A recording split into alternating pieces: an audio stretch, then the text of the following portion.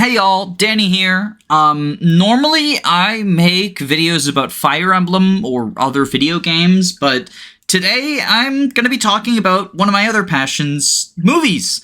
The Oscars are coming up, and I will not be watching because I don't support the Oscars, and I don't think you should watch either, but I thought this would be a good excuse to take a look at the 10 movies nominated for Best Picture, all of which are at least supposedly really good films. Fucking, like, Barbie got nominated one year, so there's a low bar. But I wanted to check out 2025's candidates and rank them from worst to best, in my opinion. This isn't any sort of prediction as to which film will win. The Oscars has kind of weird criteria. You know, foreign films almost never win. Movies about how great Hollywood is, or like about making movies, tend to get like a huge bump. Anything animated or like a comedy or whatever gets like a bump down. I think that there's certain movies that are Oscar bait that aren't necessarily good. But hopefully this year has mostly good movies. So yeah, without further ado, here's my ranking. Number 10, Begonia. Begonia frustrates me because the film has a premise that feels like it could be really good, but kind of just fumbles at every possible turn. This film is a remake of Save the Green Planet, which is a Korean film I haven't seen. I'm curious to watch it and see if it turns out better or if the problems are in the original as well as the adaptation, but I really didn't care for much of this film. In case you're unaware, Begonia is about a conspiracy theorist, played by Jesse Plemons, kidnapping a pharmaceutical company CEO, played by Emma Stone, because he believes that she is an alien disguised as a human. His conspiracy theories have a lot of lore to them. He thinks the aliens have secretly been controlling the human race and steering them for ill. He thinks that they're responsible for his mother's medical condition. She's in a coma, and he thinks that it's because they were running experiments on her, and that's why she's in the coma. These strange beliefs also lead to kind of absurd forms of torture for Emma Stone's character. She gets her head shaved because he thinks that hair is how they communicate with the mothership, and he lathers her constantly in lotion because she needs to be lathered in lotion to disable her powers and whatnot. And the film, at least initially, centers itself on the sort of dynamic between the captor and the captive. And we, as the audience, are sort of made to sympathize with Emma Stone's character, despite the fact that she's not really a good person. Like, she is a billionaire CEO. From what we see before her capture, she doesn't treat her workers very well. She does the whole, like, feminism, yay! Now it is capitalism, but with a woman. And we later learn that she actually is responsible for the medical condition that Jesse Plemons' mom is in because of some of the products that they were making, which they were basically testing on their customers. But because she's in this position where she's not only fully depowered, but she's in sort of a terrifying dynamic where her captors want her to communicate with the mothership. And obviously, as a human, she can't do that, but in order to survive, she has to sort of yes-and her way through all of this alien lore that the conspiracy theorist has come up with, and it's pretty interesting and tense.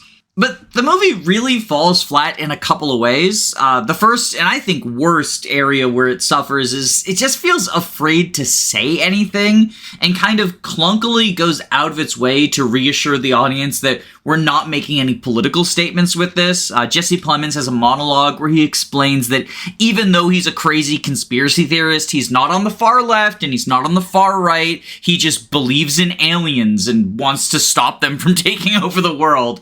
And then the film completely drops any sort of subtlety, because there is something about the whole, like, you know, Jesse Plemons he's been sort of in this poor, like, working class, very taken advantage of, literally his mother taken advantage of by the pharmaceutical company, and he works in a warehouse for this company, so it does feel like there's some sort of dynamic of, like, he's projecting this alien world-controlling image onto Emma Stone's character, because she does in many ways control his world. Like, he's been victimized by her indirectly. But the movie just completely abandons all subtlety by having her scream, "I'm a winner and you're a loser," at him during one of the scenes.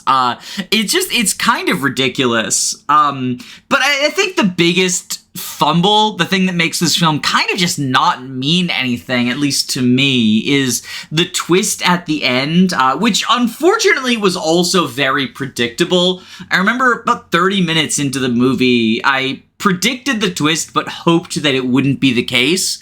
But Emma Stone is actually an alien. And as it turns out, literally everything that Jesse Plemons believes is true. Emma Stone is an alien. She's been controlling humans, but apparently it's not, like, evil. So basically humans have evolved to be, like, more violent than they're supposed to be. So they're trying to help make the humans less violent, and that's what the experiment that put his mom in the coma is.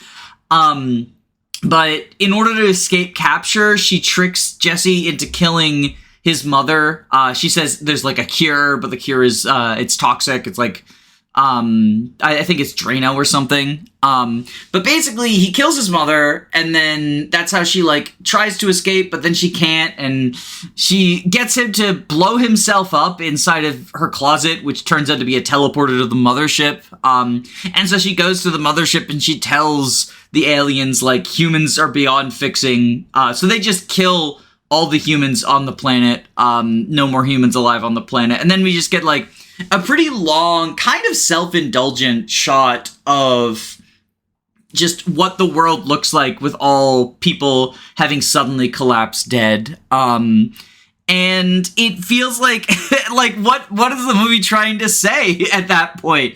I thought that the dynamic between conspiracy theorist and CEO was much more interesting than, I guess, we were supposed to think that there's a possibility of her being an alien, but I honestly didn't think that was hinted at all. I thought it was just sort of, it came out of nowhere while also being very predictable. I don't know. It was really bad. I really didn't like it. But thankfully, Begonia is the only movie on this list that I ended up disliking, so it's all uphill from here. Number 9, Hamnet.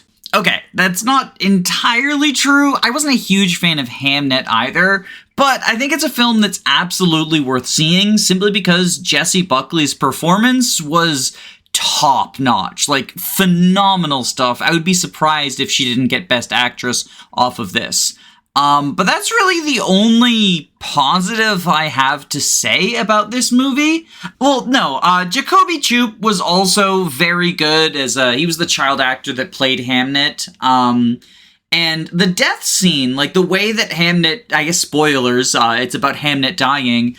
The way that he ended up dying was truly heartbreaking. But I felt like, I don't know, I felt like the movie, especially when it came to William Shakespeare, didn't do a good job of really establishing the characters and giving us these characters, giving us, the audience, any reason to care about these characters. It felt like, I mean, I cared about Agnes. I cared about Jessie Buckley's character, right?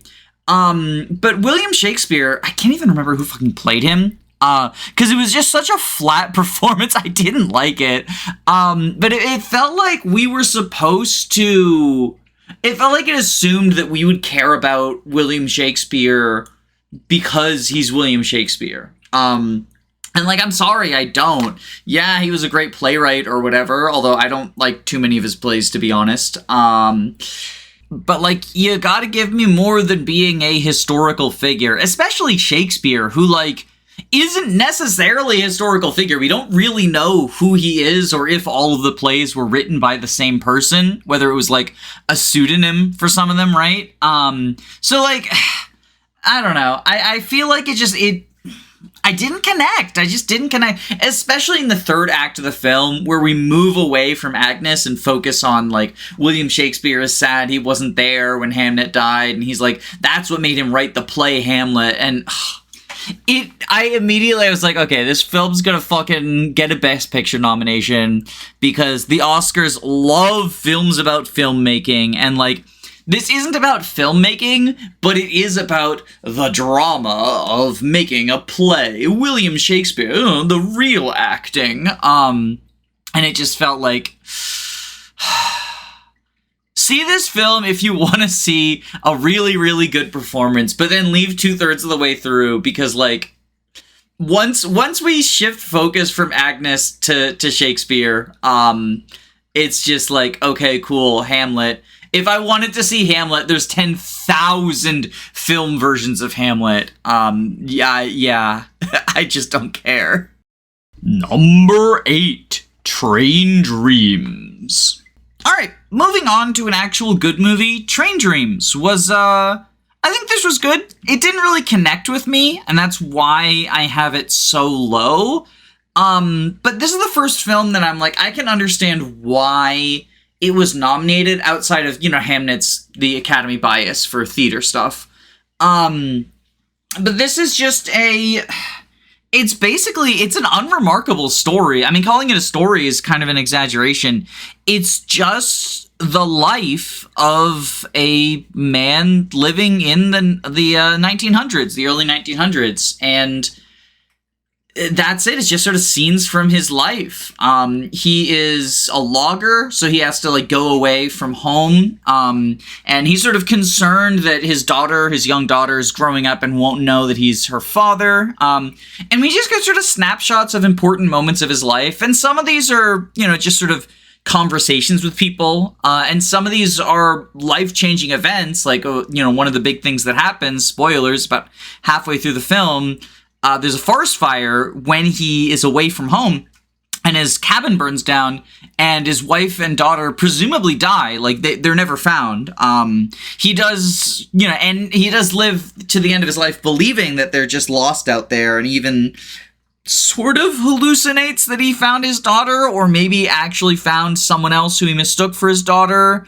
It's unclear, but it's just sort of it's an unremarkable life, and that's kind of what's beautiful about it, is it's just like a guy living in this period of time, in this point in the past, and his life. And I don't know, I think there's something, obviously, or for most people, when you go to movies, you want to see like a grand story, right? Whether that be, a story in terms of like big things happen, or like a character study or whatever for like interesting characters. And Train Dreams kind of resists that on all fronts, but it still makes a weirdly beautiful film. That's kind of all I have to say about that. Number 7, The Secret Agent. The Secret Agent is a film I wish I liked more than I do, and I think part of it is also just I watched it at an inopportune time. I was sort of marathoning these films, and The Secret Agent was the last one I watched, and it's about 3 hours long and incredibly slow, which is just unfortunately a bad film to end the marathon on, right? I probably should have gone with something more energetic, like One Battle or Marty Supreme. So it's sort of batting at a disadvantage there, but I do still think this is a remarkable story, and one that, while it was probably a little bit too slow, I can't think of anywhere where scenes would be cut or like anything would be sped up. Like, it all feels kind of crucial, especially in terms of just setting the tone and the atmosphere and whatnot. This isn't a spy movie. Part of why I put it at the end when I was ordering these things is I assumed, it's called The Secret Agent. It'll be an exciting thriller. It'll be able to, it takes that end spot and it'll be exciting. It'll wake me up in the way that something like, Marty Supreme would have. But no, this was, it's a much slower film. It's about basically somebody who is I guess political dissident would be the term for it, but that's not even fully accurate. That kind of gives the so he's living under authoritarian rule, right, in Brazil, and there's, one of the higher ranking people just has a personal beef with him. And so he is targeted for that reason. And he's trying to survive and get out of the country with his son. His wife is dead. She was killed. It's never clarified how, but it's highly implied that it was because of this sort of personal vendetta.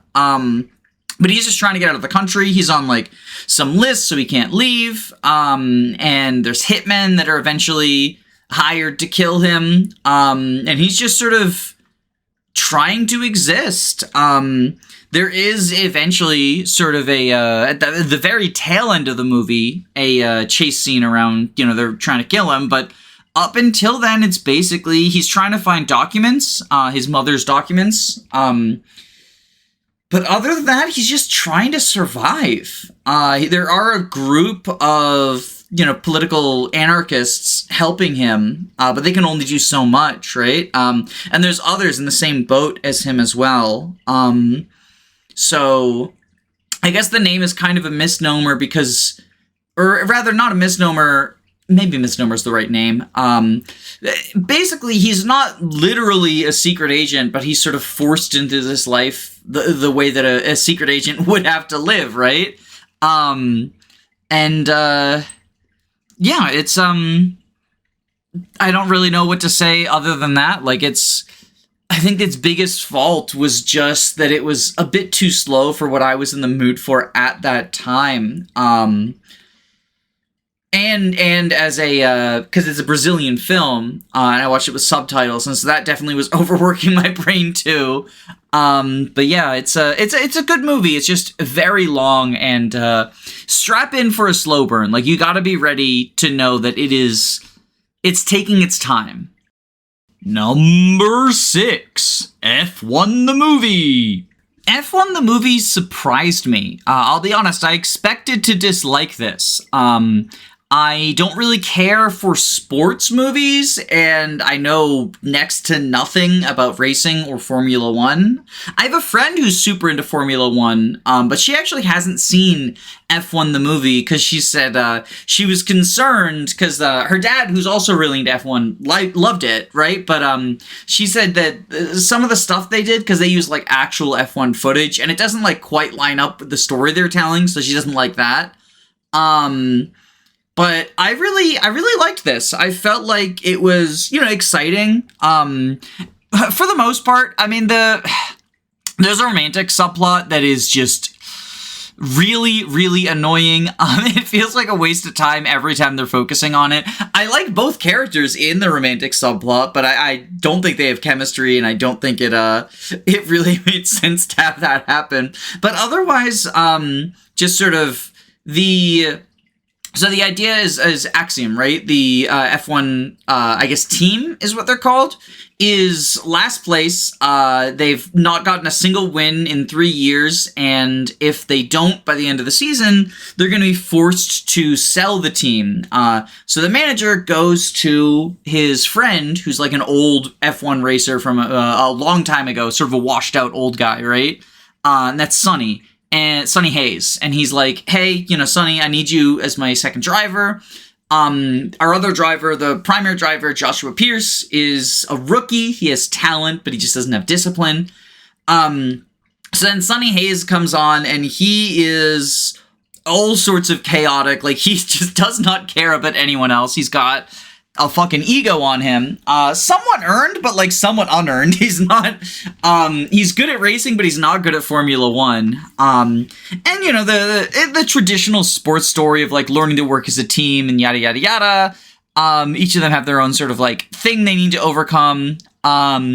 And eventually they do end up getting first in a race. But I think that along the way, it was just genuinely super entertaining to watch these races. Both because somehow they made car races exciting, like just in general to watch. Like I found myself genuinely cheering during a couple of finishes. One of the first ones, when Joshua finishes in 10th, which is the first way that they get a point. They've had no points all season, right? I genuinely whooped. But The other thing is that, and this is, I guess, part of it, is like Sonny's approach to these races is, I mean, it's basically taking the rules and bending them as far as you can. He is sort of, he intentionally causes some crashes to get safety cars on there so they can pull advantage by not getting tires when everyone else is getting tires and stuff like that. And the movie, like, as someone who knows nothing about races, the movie does a good job of explaining what's going on through sort of the framing device of the race announcers. Will explain, because they're announcers, right? They're announcing what's going on, and that sort of conveys communication to people like me, normies who are not into F1. But yeah, like that, the sort of chaotic style combined with, honestly, a really nice soundtrack, just made the races just really, really fun to watch. The one, like, sort of, obviously I don't like the romantic subplot. There's also something at the end where, like, it turns out Sonny has been lying about an injury he got 30 years ago. And so he gets kicked off the team, but then he comes back on because basically he was advised by doctors, like, not to race. It could kill him. It could cause all this, like, other permanent damage. And he's got this whole, like, I'd rather die, racing to get first than, live never driving again. And it just, like, that stuff really stunk for me, just because, like, the glorification of, like, destroy your body, risk death for, like, these stupid little sports, like, that definitely rubs me the wrong way, and that definitely left a sour note, but, like, then the final race was a fun one to watch and satisfying, like, character arcs and stuff.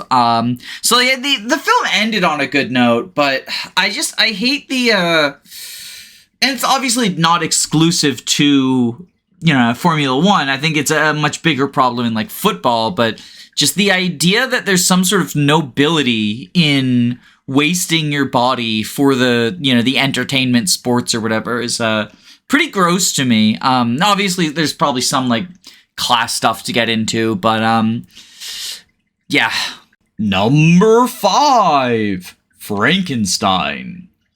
Frankenstein or Frankenstein. I actually haven't seen any other adaptation of Frankenstein. I've read the book, obviously, quite a few times. I got assigned it in university and high school, and then I've read it a couple of times for pleasure, just because it's a damn good book. But this was the first adaptation I've seen. It's definitely super loyal to the source material. Arguably maybe a little bit too loyal. Like, there's not really any twists. I guess, like, we get Frankenstein's, like, home life fleshed out a little bit. It just sort of leans into, like, the daddy issues stuff, right?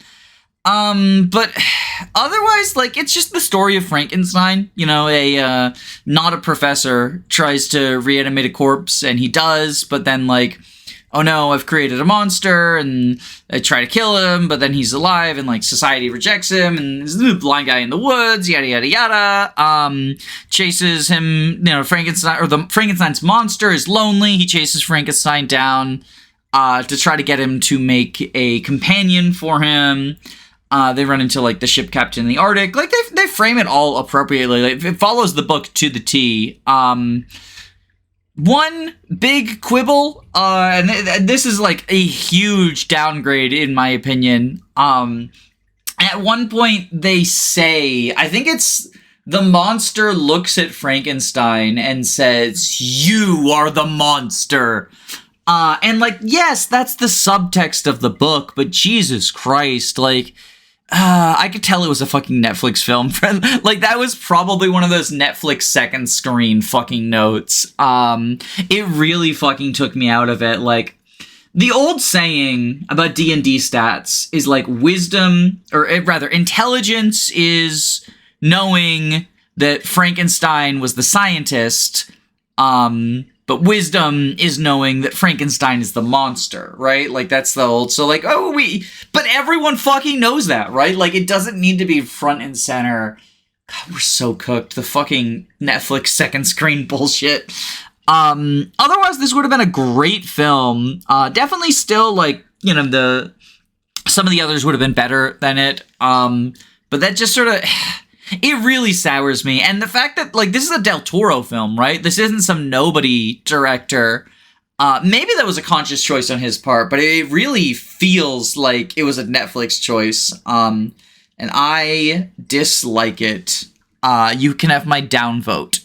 Number 4. One Battle After Another. All right, next up is One Battle After Another. And this is a film that, for the most part, is just an exciting sort of, I guess, thriller would be the way to describe it. It's not quite an action film, although it is very, eccentric action, adrenaline heavy, right? Like, it feels like, for the entirety of the main story's runtime, and part of the prologue as well, it's just like, it's fast-paced, it's just like going, doesn't stop. I do find it weird how many people are pushing the idea that this has some sort of, like, pretty subversive or leftist political messaging. I mean, obviously, you can't expect, like, a mainstream film, an Oscar contender film, to be like, socialism is great, actually.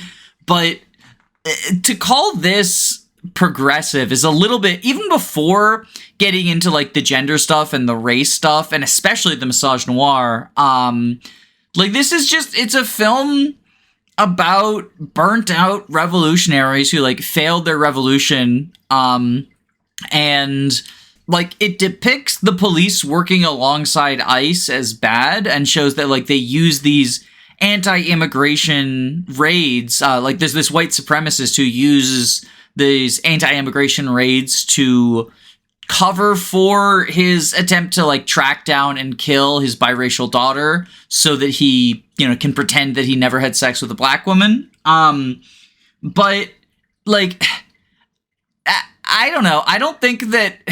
are we cooked enough that saying white supremacy is bad is considered radical? Like, obviously, these people who are targeting Latino communities for having brown skin are, like, shitty and bad, and we should dislike them. And the movie itself, like, I think that you can appreciate art that doesn't align with you politically. I wouldn't be able to appreciate art otherwise, because most of it doesn't align with me politically.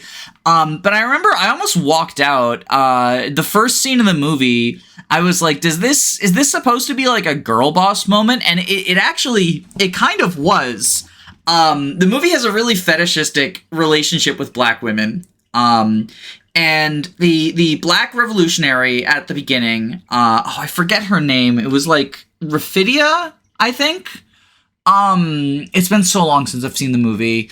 Okay, I checked. It's Perfidia. She's barely a character. Like, she's just in the prologue. But she sexually harassed, like, she basically sexually assault. Not basically. She literally sexually assaults Sean Bean's character by making him at gunpoint get an erection. And I was like, this is that fucking, like, feminism 101, like, girl bad, boy good. Sexual assault is actually good when you do it against a man. Or I guess, like, he's a fascist, but still, like, don't sexually assault anyone. Like, I don't fucking care. Sexual assault is not a fucking tool of revolution. What the fuck are you doing? But it's presented as, like, a positive moment, like, and then she ends up starting a relationship with him because he's, like, into it. And she's, like, cheating on Leonardo DiCaprio with him, and that's how she ends up having her baby. There's also, of course, there's a character named after a fucking fetishistic term for black women in porn. I'm not gonna say the term, JP, but it's like, really? Fucking really? Apparently the actor who plays that character uses that as, like, a stage name. But, like, I don't think the majority, like, it's an indie artist. I don't think the majority of people watching one of the highest grossing films of the year are gonna know, like, that's the context. Instead, they're gonna be like, oh, that's a thing we can call black people now. We can use that term again. It's not bad anymore. So, like, it's just really, and then, like, black women are just constantly, I mean, I guess it's mostly just the intro that like really fetishizes them. Because then Leonardo DiCaprio gets to be the token, he gets to be the incompetent fucking asshole for the rest of the movie. And that is fun to watch him like just stumble his way high, like literally high out of his mind for the start of it, stumble his way through like trying to get through this ice raid that's looking for him. And find his daughter that's been taken. The revolutionaries got her, like, not got her as in, like, bad. They got her to rescue her, but then, like, the ICE is looking for them, and it's just sort of like a race for them, and there's sort of like a three-way race, too, because the white supremacists who are called, they're called, like, the St. Nicholas Society, right? Or, like, the Christmas Adventurers. They're the Christmas Adventurers, which is such a fucking silly name, but, like, honestly, I think that the Christmas Adventurers felt like a very appropriate and realized send-up of the sort of like super far-right groups. Because like the Proud Boys ritual involves naming breakfast cereals. Like they are an incredibly unserious movement. And naming yourselves the Christmas Adventurers feels like it echoes that. And anyway, yeah, once we get into the actual plot itself, I have very few problems with the movie. But the intro, not only does it feel mostly unnecessary, like obviously they want to set up the situation where Leo is formerly a revolutionary, and he's, you know, raising his daughter under an assumed identity to protect from, like, because, oh, right, that's right, Perfidia narcs as well, like, she gets, there's, like, a bank robbery gone wrong, and I think she or one of the other black women kills someone by accident, and so then she gets arrested and she narcs, and then she, like, runs away from witness protection to Mexico or something. But because of that, like, the French 75, they're the revolutionaries, they have to all break up, go into deep cover or whatever. And, like, I get that that's sort of, it's the setup for the main story. And the fact that she ended up having, you know, a child with a, you know, white supremacist is also a setup for the main story, but I feel like it could have been done in like 2 or 3 scenes rather than the prologue itself is an extended, like it's about a third of the movie, before we get to the actual plot. And once we get to the movie itself doesn't drag because the actual plot feels so fast. But that intro, like it adds almost nothing and it contains the worst elements of the film. And it definitely drags it down for me, like both from obviously it's gross, like the race stuff and the sex stuff, but I also just think from a storytelling perspective, it drags it down. I don't really see what the point of including it was. Number 3, Marty Supreme. Okay, now we're getting into the really good films. And Marty Supreme it feels like it was made for me. So it's Josh Safdie's latest production. And Uncut Gems, which is sort of like a spiritual prequel to Marty Supreme, is one of my favorite films of all time. I saw it when it first came out in theaters, knowing nothing about it. Just one of my friends was like, hey, you got to see Uncut Gems. And I was like, okay. And it opens with Adam Sandler, and I was like, oh my God, Casey, did you tell me to see a fucking, like, shitty Happy Madison movie? But no. That was the movie that I realized Adam Sandler can actually act. He just chooses to do Netflix slop. But Marty Supreme follows the same sort of formula of a very frenetic, almost an anxiety attack of a movie. Only Marty Mauser, who is the protagonist of Marty Supreme, he's kind of in a hell of his own creation. You know, he made his bed and laid in it too, which is true to an extent for Uncut Gems, but I think Marty is like much more culpable. Basically, he is trying to become the first American world champion at table tennis or ping pong. And so he will do anything, like he's decided he is destined for greatness. He will do anything to make this sort of destiny happen. And because of it, he has like a hell of an ego, if you can't tell. So he ends up just sort of driving away every connection that he has, just through his I mean, taking advantage of people, right? Or just like treating them like shit. And he burns bridge after bridge after bridge and digs himself deeper and deeper into trouble. And he ends up needing to get a lot of money because he has to pay some fines to the Ping Pong Association, right? As well as, like, the world championship is in Tokyo. He has no way to get there because he had a way lined up, but he, like, burned that. And so it's just constantly trying, while being pursued by the police because his uncle called the cops on him for robbing him. And he's just, like, constantly trying to, like, dig his way up. And it's exciting because because Marty's a smooth talker, right? He's not as smooth a talker as he thinks, and he gets called out by Gwyneth Paltrow's character, who's like this older actress who he ends up starting an affair with. And she calls him out on, like, you are not as charismatic as you think you are. Like, you can fool some people, but you can't fool me, like anyone older, right? But I think that the audience, at the very least, does get strung along because, like, it's a fun ride. It's as much as I don't want Marty to succeed and, like, think he's insufferable, I also can't take my eyes off him. Like, I want to see what he does next, and I'm along for the ride.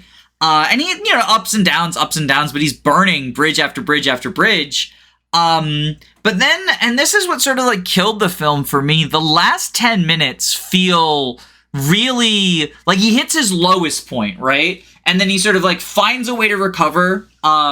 He hits his lowest point. He ends up, like, getting spanked at a rich businessman's party just so that he can get tickets to Tokyo.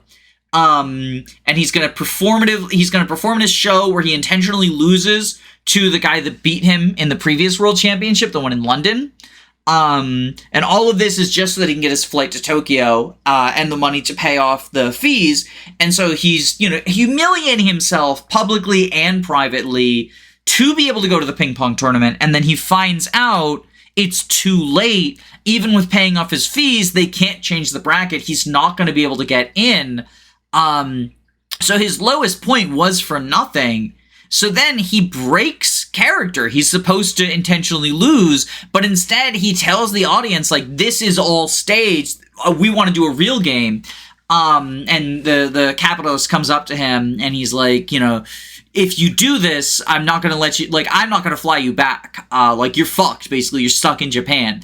And Marty did get some money in, like, one of the other side stories, but they also kind of go out of the way to show that it's not enough money. Like, it's not as much as he wanted. So I don't really know how he gets back. I guess he flies in, like, a military transport. But basically he gets everything he wants. Like, it felt like there was going to be some sort of fuck around and find out, because he's been fucking around the whole movie, and he's been finding out in, like, small ways, but then he'll fuck around his way out of the find out phase, right? And he doesn't get stranded in Tokyo. He wins, because one of the things is he claims that, like, oh, the only reason I lost is because he had a irregular racket. Like, I didn't lose to him. I lost to the racket. My racket lost, right? And then, so this rematch would have been, like, when his ego gets shattered and he actually loses. But no, he wins. And then he gets home and his girlfriend, who's also, like, his childhood best friend, right? She got shot during one of the other, like, side escapades, and she's pregnant with his baby. Because the whole movie takes place over 9 months. She has his baby, and, like, it's implied there's gonna be complications, but no, she's fine, and the baby's fine, and, like, the closing shot is him crying while holding, or I guess he sees his son through the glass. He doesn't get to hold him, but, it's like, it feels like he got everything he wanted, and, obviously, I don't think that movies need to have, like, perfect karma, like, the baddies get punished, the goodies get good stuff, right? But this just felt incongruous with the rest of the film. I would have liked him to lose something, I guess. And that combined with, like, there's this really weird thing. There's this, like, really fucking weird scene where the capitalist, Rockwell, he's like a pen guy, right? He goes on this spiel about how, like, I'm actually an immortal vampire. And, I've been around forever. I've seen people, like, it's probably metaphor, but it's so fucking wild and out of left field. I've seen people debating online whether it's intended to be true or not. So it just kind of, like, snapped me out of it. My first viewing of Marty Supreme, I was a lot lower on the film because I really don't like the ending. But I went and rewatched it. I watched it in IMAX for the second viewing, and yeah, no, it's a phenomenal film. Like, it's a 3-hour film that feels like it's 30 minutes long. It just keeps you hooked from start to finish, and it has so many different things it throws at you too. It really does. It even more so than Uncut Gems. It feels like it's just so high energy, like it keeps going and going and going and going. I think if the ending didn't upset me so much, I would like this better than Uncut Gems. As it stands, I don't. But it's still a fucking phenomenal film. And IMAX was absolutely worth it for the opening shot, the sperm ping pong ball, all of that. Just fucking beautiful, fucking beautiful. Number 2, Sinners. I don't know what I could say about Sinners that hasn't already been said to death. This is probably the most popular film of the year, and for damn good reason. Where Marty Supreme is a phenomenal film with one glaring flaw, that being the ending, Sinners is a phenomenal film with no flaws. It feels perfect. It's, I guess, technically it's technically a horror movie. I went in not knowing anything about it, so for the first the first third of the movie, I thought it was a crime movie. It is, not only is it super well shot, especially the music scene. You know the scene I'm talking about if you've seen it. I'm trying to avoid talking about Sinners because I think it is, obviously every movie is better if you see it blind, but I think Sinners is uniquely better if you see it blind. Like, just go in, no expectations. Well, I guess I've kind of set high expectations, but it's got so much to say about music, about history, about sin, right? Like, all of the titular characters, they are sinners. As sort of at the beginning, the Reverend sort of warns his son, like, hey, don't be with adulterers or gamblers or drunkards or whatever.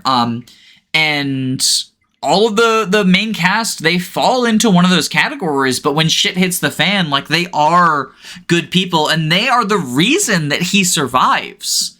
So, like, being a sinner does not equal being, irredeemable or whatnot. I really like that, because this is a movie about race. It's about a lot of stuff, but one of the big things it's about is race, and I really like that the villains, they're the Irish, and they are, the film is explicit, like, they had their culture taken away from them too, but now they're being part of the sort of white supremacist system, and sort of continuing that sort of cycle of violence, cycle of colonization, I guess. But like, it doesn't necessarily, it doesn't pretend that there's not suffering from the Irish, but it also doesn't use that to excuse their complicity, right? I really like that element of things.